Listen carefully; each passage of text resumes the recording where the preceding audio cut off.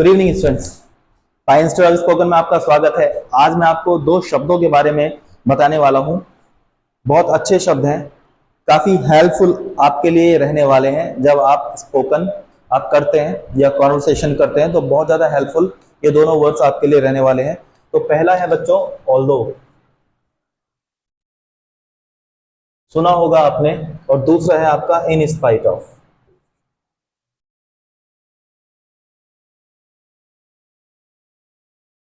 पहला है आपका ऑल्दो और दूसरा है आपका इन स्पाइट ऑफ। तो दो शब्द हैं, बड़े अच्छे शब्द हैं। देखिए ऑल्दो के बारे में अगर मैं आपको बताऊं, ये एक कंजंक्शन होता है। क्या होता है बच्चों? ये कंजंक्शन। कंजंक्शन को हम सेंटेंस कनेक्टर भी कहते हैं। क्या कहते हैं? सेंटेंस कनेक्टर भी कहते हैं। और इन स्पाइट जो है ना बच्चों, ये हमारी एक प्रेपोजिशन होती है। क्या होती है बच्चों? ये प्रेपोजिशन। प्रेपोजिशन क्या काम करती है? दो नाउन को रिलेट करने का काम करती है, जबकि जो कंजंक्शन होते हैं वो दो नाउन को या दो एक जैसी पार्ट्स ऑफ स्पीच को आपस में कनेक्ट करते हैं, मींस जोड़ते हैं।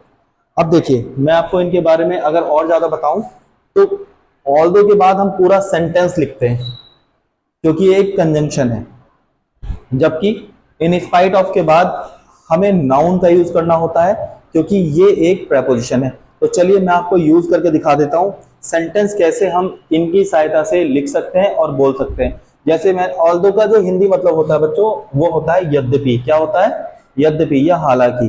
और इन स्पाइट ऑफ का जो मतलब होता है हिंदी में, वो होता है के बावजूद। क्या होता है? के बावजूद। तो अगर मैं एक सेंटेंस यहां पर आपके लिए लिखूं, हालांकि या यद्यपि, मैं लिख सकता हूं यद्यपि उसने परिश्रम किया, यद्यपि उसने परिश्रम किया फिर भी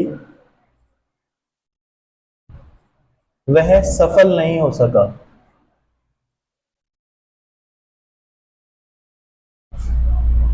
हो सका। तो देखिए ये सेंटेंस मेरा बोर्ड पर लिखा हुआ है, यद्यपि उसने परिश्रम किया फिर भी वह सफल नहीं हो सका। तो जब भी आप यद्यपि की बात करते हैं बच्चों, तो दो विपरीत सेंटेंस आपको मिलते हैं। ये फिर भी आ गया यहां बीच में, और यहां देखिए सफल नहीं हो सका। मैंने कहा उसने परिश्रम किया फिर भी वह सफल नहीं हो सका। तो परिश्रम करने के बाद आमतौर पर आपको क्या देखने के लिए मिलता है कि कोई भी जो परिश्रम करता है वो सफल हो जाता है, लेकिन यहां पर वो सफल नहीं हुआ। तो इसका मतलब ये हो गया, दो विपरीत सेंटेंस को जोड़ने के काम आता है हमारा ऑल्दो। तो हम कैसे लिख सकते हैं? यद्यपि के लिए हम लिखते हैं ऑल्सो, ऑल्दो।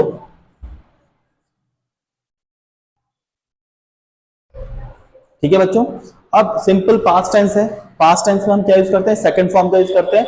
तो he worked hard, worked hard,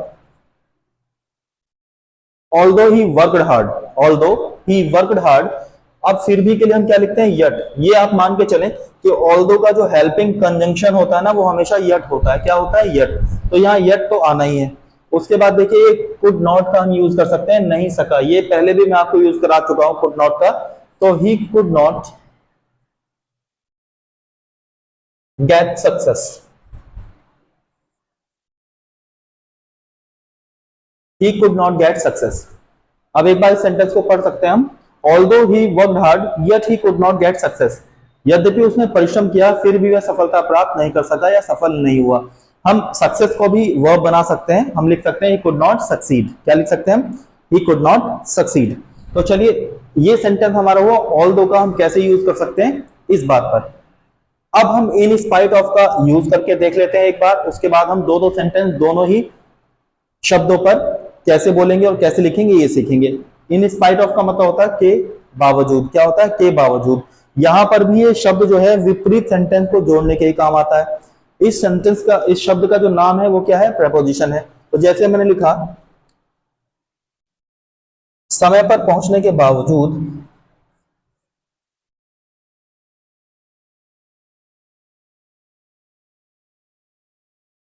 समय पर पहुंचने के बावजूद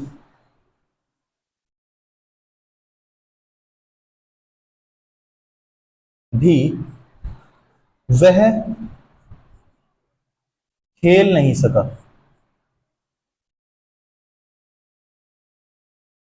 वह खेल नहीं सका। समय पर पहुंचने के बावजूद भी वह खेल नहीं सका। तो देखिए, के बावजूद की इंग्लिश हम सबसे पहले लिखेंगे, और आप अगर देख रहे हैं समय पर पहुंचने के बावजूद भी वह खेल नहीं सका, अगर कोई समय पर पहुंच रहा है तो खेलना चाहिए ना उसे, बिल्कुल, लेकिन यहां वो खेल नहीं सका, तो यहां भी दो विपरीत सेंटेंस की हमने बात की। तो सबसे पहले हम लिखते हैं के बावजूद, इन स्पाइट ऑफ।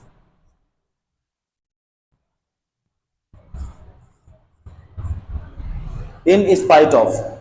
अब ये जो है ना पहुंचना, इसको हम नाउन की तरह से यहां यूज करेंगे, इन spite of reaching on time. In spite of reaching on time, यहां पर ये जो रीचिंग है ना, ये हमने नाउन की तरह से यूज किया है, इन spite of reaching on time. अब दूसरा सेंटेंस आ जाता है कॉमा के बाद, वह खेल नहीं सका, ही कुड नॉट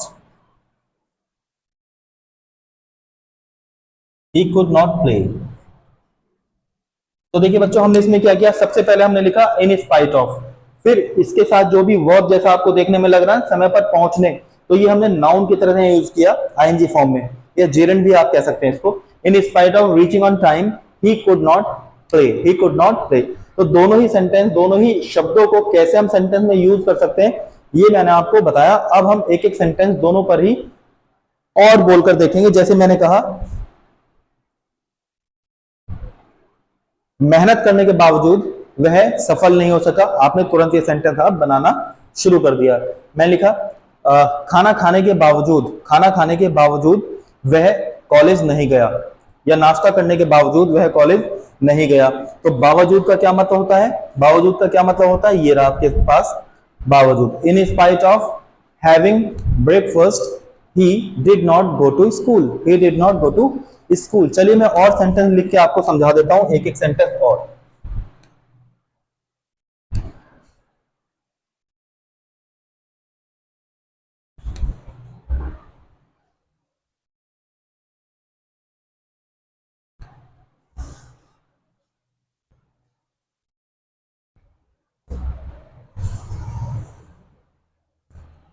देखिए अगला सेंटेंस में लिख देता हूं, यद्यपि, अभी एक हमारे यहाँ क्या एक वर्ल्ड कप हुआ था T20 का, तो उसी संबंधित मैं आपके लिए एक सेंटेंस लिखता हूं, यद्यपि अफ्रीका बहुत अच्छा खेली,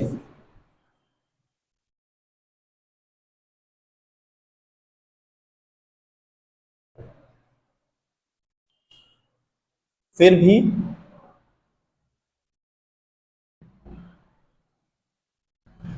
वे जीत नहीं सके।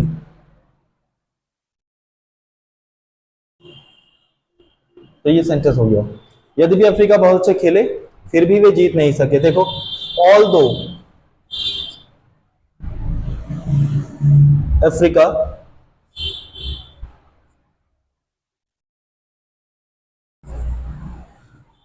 प्लेड वेल, प्लेड वेल, फिर भी, फिर भी के लिए क्या क्या यूज करेंगे हम बच्चों, yet they could not win, they could not win। तो ये सेंटेंस हो गया हमारा। अब हम एक इन स्पाइट ऑफ को कैसे यूज करेंगे, इसका भी एक सेंटेंस देख लेते हैं। समय पर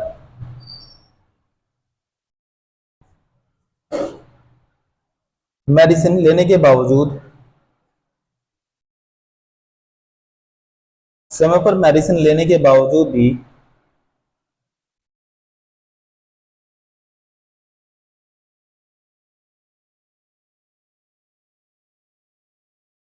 वह रिकवर नहीं हो सका, वह रिकवर हो सका। तो इस सेंटेंस को चलिए बना लेते हैं। सबसे पहले के बावजूद भी की इंग्लिश क्या होगी, इन spite of, in spite of. लेने, टेकिंग मतलब मेडिसिन लेने के बावजूद भी, इन स्पाइट ऑफ टेकिंग मेडिसिन।